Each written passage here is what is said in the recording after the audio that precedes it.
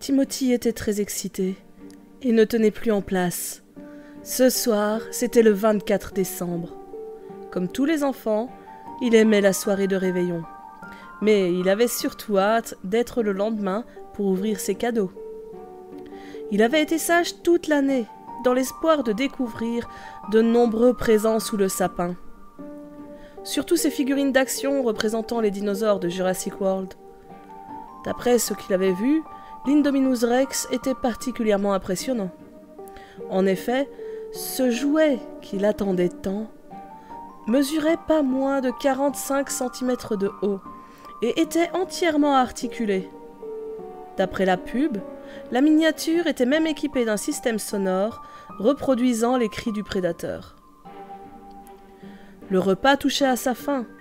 Les desserts allaient être apportés dans quelques minutes. Pendant que les adultes débattaient de tout et de rien, le jeune garçon fixait l'âtre, rêveur. Comment le Père Noël pouvait-il passer dans un conduit si étroit et sortir par une ouverture si basse? Comment faisait-il pour tout livrer à temps? Comment pouvait-il savoir si on avait été sage ou pas? Tant de questions se bousculaient dans la petite tête du garçonnet. Si seulement il pouvait voir le gros bonhomme en rouge, au moins une fois dans sa vie d'enfant. Mais chaque année, ses parents lui interdisaient de se lever la nuit de Noël. Comme il avait toujours été obéissant, il n'avait jamais rien tenté. Mais cette année, ça devrait changer. Il voulait vraiment trop voir le vieux barbu. Tandis qu'il se mettait au lit, sa mère et son père lui rappelèrent la règle de Noël. Ne surtout pas descendre de sa chambre pendant cette nuit. Lorsque ses parents furent dans leur chambre, Timothy se déplaça à pas de loup dans le silence de la nuit. Il savait déjà où il allait se cacher pour attendre le visiteur nocturne. En effet, il y avait un espace tout juste assez grand pour lui entre le canapé et le mur.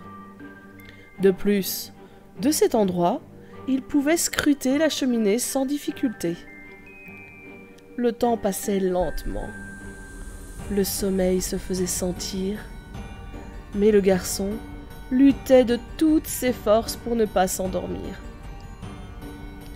L'horloge affichait bientôt 3 heures du matin, lorsqu'enfin un bruit se fit entendre. D'abord lointain, comme un coup sur du bois, puis de plus en plus proche. Timothy fixait le conduit d'où venaient les sons. Il en était certain, quelque chose descendait le long du tuyau. Le feu s'était éteint depuis quelques heures déjà. La seule lumière parvenait des guirlandes clignotantes et multicolores, accrochées sur le sapin et les murs de la pièce. Cela produisait bon nombre d'ombres inquiétantes. 10 longues choses, fines et blanches, semblables à des pattes d'araignée sortirent de l'âtre et s'accrochèrent sur les montants de la cheminée. Timothy comprit rapidement qu'il s'agissait de doigts. De grands bras squelettiques émergèrent à leur tour, suivis rapidement par une tête hirsute. Les longs cheveux blancs étaient couverts d'un bonnet rouge vif. L'être qui venait de pénétrer dans le salon par la cheminée avait de nombreuses caractéristiques similaires au Père Noël, mais c'était tellement maigre. L'enfant demeurait immobile et silencieux, dans l'expectative. Était-ce réellement le Père Noël? Ses doutes s'évanouirent, tandis que la silhouette changeait de corpulence et reprenait du volume.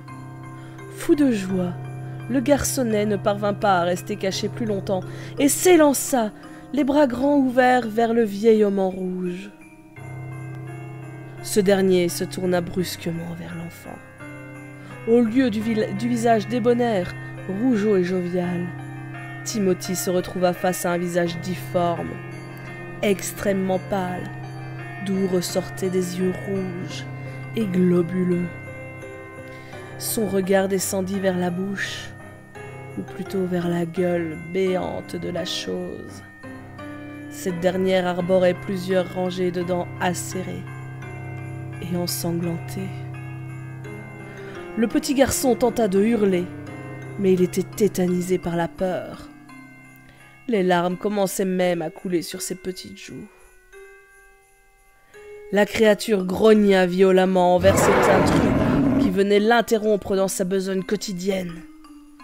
L'effroi vint à bout du petit être qui sombra dans l'inconscience. Lorsqu'il se réveilla, il gisait sur le sol. Une feuille couverte d'une écriture maladroite et épaisse, comme écrite avec du charbon, posée à côté de lui.